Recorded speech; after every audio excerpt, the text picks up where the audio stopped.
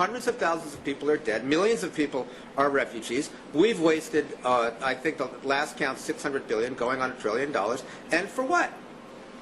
There are four reasons, Eric, as you probably know, why a regime can be said to have sacrificed its independence, its autonomy, its immunity under international law as a state. One of them is if it violates the Genocide Convention, which we're pledged to uphold, which, as you know, mandates action to either prevent or to punish genocide, whichever the opportunity happens to be. The second is invasion and occupation of the territory of neighbouring states. The third is fooling around with weapons of mass destruction and the Non-Proliferation Treaty. And the fourth is giving direct aid, hospitality and encouragement to international nihilist and terrorist groups. Saddam Hussein's regime was a multiple offender on all these points. It was the most condemned regime at the United Nations. A thesaurus of resolutions had been amassed about it. It had lost control of most of its airspace only because of a British and American, at one point French, air patrols over the north and southern portions of the country was it prevented from renewing genocide against the Shia and the Kurds. But it was continuing to seek ways of breaking the embargo upon itself.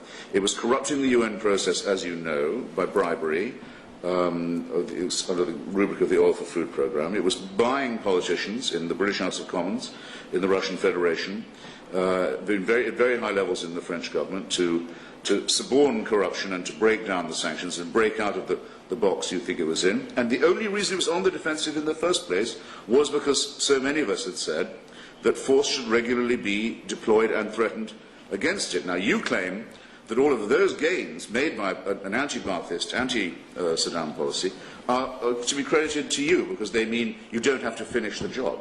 Your position is a hopeless one. You're trying to build a bridge from the middle of the river. You look silly when you try it, and you must know you do. Christopher, these are all debating points you're making. But the fact is that this is a debate.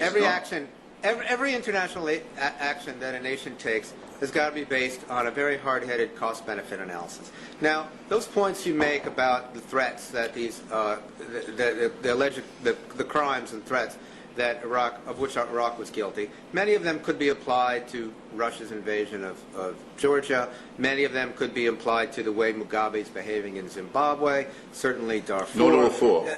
No more than two. There are any number of places. There are any number of places it would be nice to be able to end what's going on, okay? But the fact is that before we went into Iraq, one had to weigh the costs and the likely costs and the likely benefits. And my position, the position of virtually the entire world, is that these likely costs do not outweigh the likely benefits. When you add to that the incompetence of the way it was carried out, the fact that now we have, again, hundreds of thousands of dead, millions of refugees, a trillion or so dollars wasted, all of which was relatively predictable if you looked at the incompetence and arrogance and corruption of this regime, it seems to me a pretty easy call that this was a horrible mistake and a predictable one at that, which is why virtually all of the world was against it before it began, and about 80 to 78% of Americans have repudiated it since.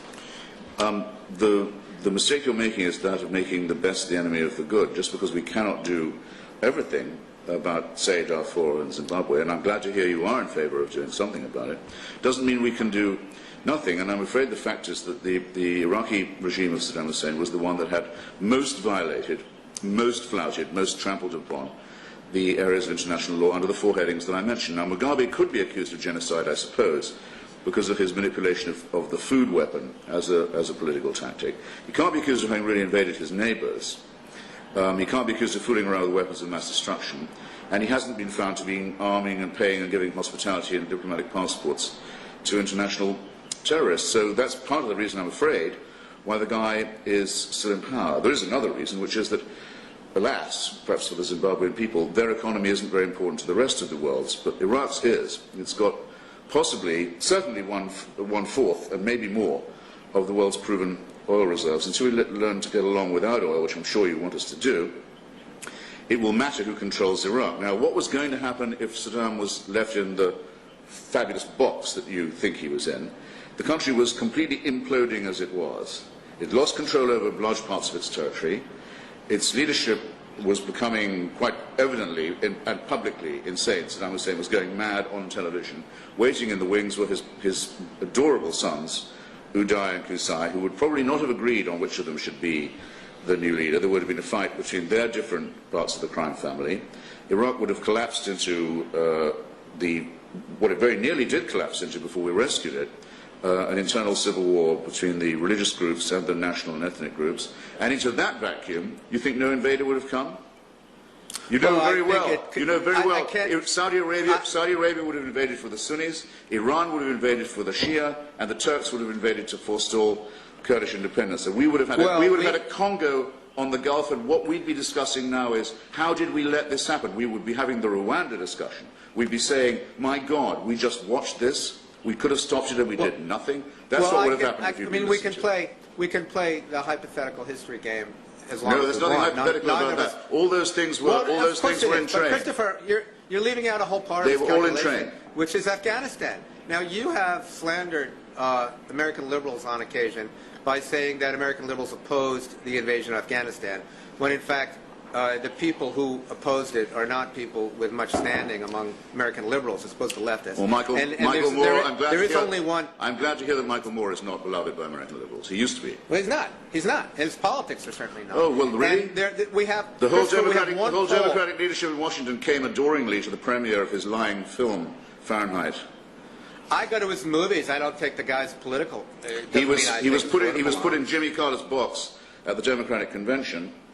I've not read a proper liberal critique of the mendacity and stupidity of the man.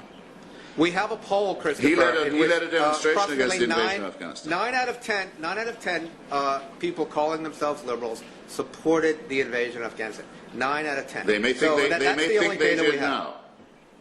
They supported it then, at the time. It's in Why We're Liberals. You can look it up. Now, the second, and in fact, I think I specifically credit you with the slanderous observation. But the second point is, and it's another point that Barack Obama made in his speech against the war in Chicago, is the fact that we had to move many troops and many special operations forces and many intelligence agents out of Afghanistan into Iraq. The Taliban has reconstituted itself in large measure because we have been so obsessed with the disaster we created in Iraq. The very person who planned and carried out the attack is still at large and is almost as strong as he was, if not stronger, than the day before he carried out the attack. And this would not likely have been the case. I'm willing to go that far in hypothetical history, had we done the necessary job of fighting the people who attacked us instead of the people who didn't. Afghanistan ought to be a model for the sort of intervention that you apparently are willing to go along with. Though, I mean, if you go back and read what the nation was saying about Afghanistan at the time, you will not be able to convince yourself that 9 out of 10 of its readers, or let alone its writers, was in favour of the intervention. But let that pass for now. It's a model of what you say you favour. It's a NATO responsibility. It has the troops of perhaps more than a dozen countries in it. That's all the consensus you could possibly want. It's just that the war is being fought in a very cack-handed way. There's very little to do with the number of troops or planes available. The problem is this: Pakistan wants to colonize Afghanistan, always has wanted to have it as a dependent state, as a proxy state, to give itself strategic depth in the fight with India over Kashmir. The Pakistanis invented the Taliban in the first place. Pakistan happens to be, for reasons that you partly understand, nominally an ally of ours. We have to live with the fact that our main enemies in Afghanistan are supported by our main friend, so-called, in the area. That's the first problem. The second problem is that Afghanistan doesn't have an economy, except one that is dependent upon poppies. And we insist on destroying that economy, on burning it, on saying to the people of Afghanistan, we've liberated you and now we're coming to burn your only crop. Whereas in Iraq we're able to say, we will recuperate your oil industry, which we have been doing. We will do the exploration that Saddam Hussein had forgotten to do, forgotten how to do, hadn't